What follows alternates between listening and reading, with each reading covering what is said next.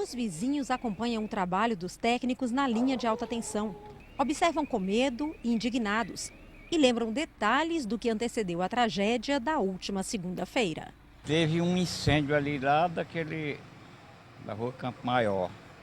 Tinha uma bola de fogo lá, ela veio de lá para cá. E aí cortou bem ali, aí ela veio de lá para cá e caiu ali o menino andando de bicicleta. Segundo os moradores, já havia uma emenda no cabo que se rompeu. Que eles deviam ter olhado isso aí era antes, né? Antes de acontecer.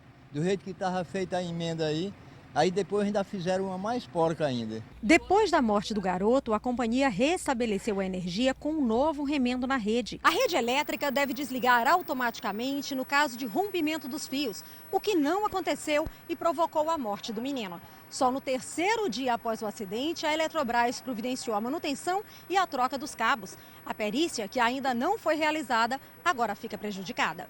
O advogado da família vai formalizar ao Instituto de Criminalística que a Eletrobras alterou o local do acidente. Os peritos devem solicitar o material retirado logo após a morte de Ernesto. Transtornada com tanto sofrimento, Dona Waldman não controla as lágrimas ao mostrar as fotos do filho. O pai, seu José, recebeu a visita do cabo Oliveira, que socorreu o menino em chamas. Ele agradeceu o esforço e pediu a Deus que proteja o rapaz. Diante do fato inusitado, nem o profissional segura a emoção. Muito obrigado, não vou dar para o senhor.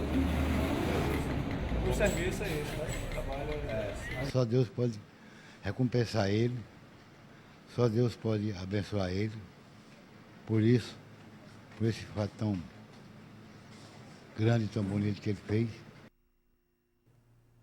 A assessoria de comunicação da Eletrobras informou que os serviços executados na noite do acidente foram feitos em caráter emergencial para tranquilizar a população, uma vez que o fio estava caído e para que a população não ficasse sem energia. Informa que na tarde de ontem foi deslocada uma equipe de manutenção com o objetivo de fazer a substituição do cabo danificado e resolver definitivamente o problema do local.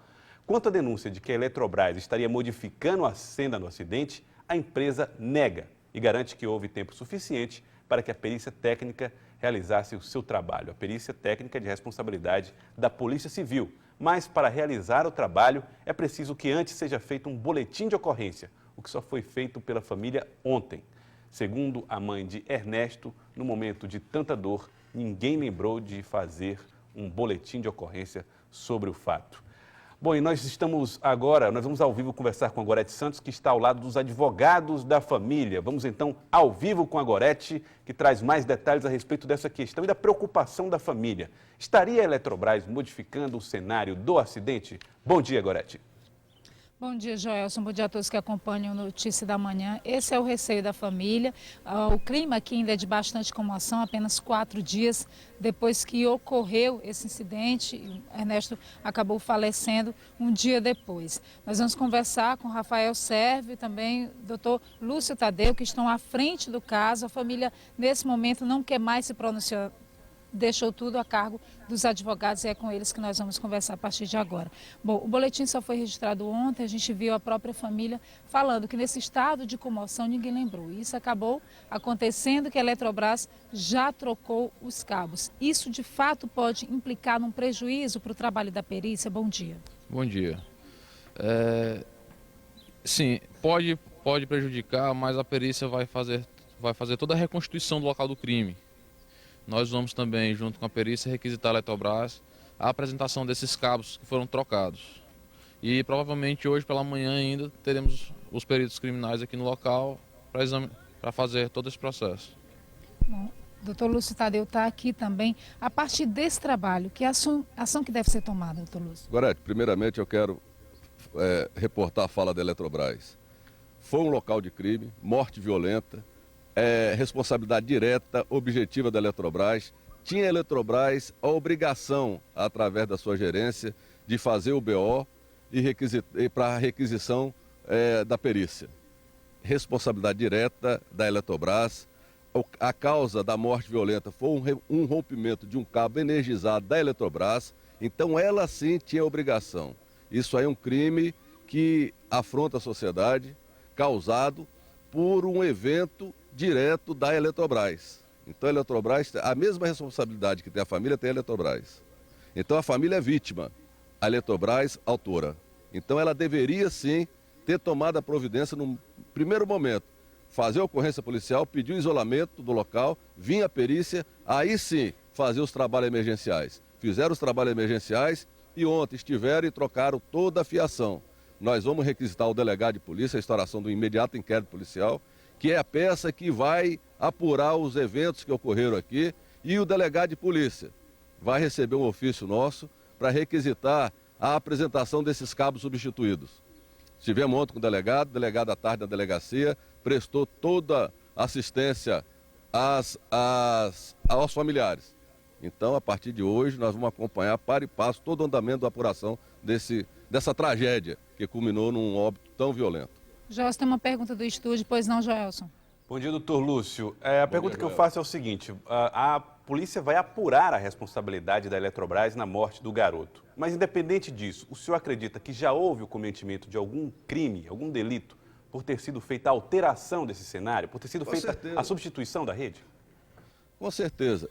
A polícia vai formalizar. É o que eu quero dizer o seguinte, aqui nós trabalhamos, no meu entendimento, com aquele princípio da verdade sabida. Não há dúvida que o que ocorreu, o que resultou a morte violenta do garoto, foi o rompimento de um cabo energizado. Ninguém tocou, não passou carro, não se lançou nenhum objeto contra o fio. O fio rompeu exatamente por causa do desgaste do tempo de uso. Nós temos um histórico no Piauí de cabos antigos, com os prazos de validades vencidos, desgastados pelo poder do tempo.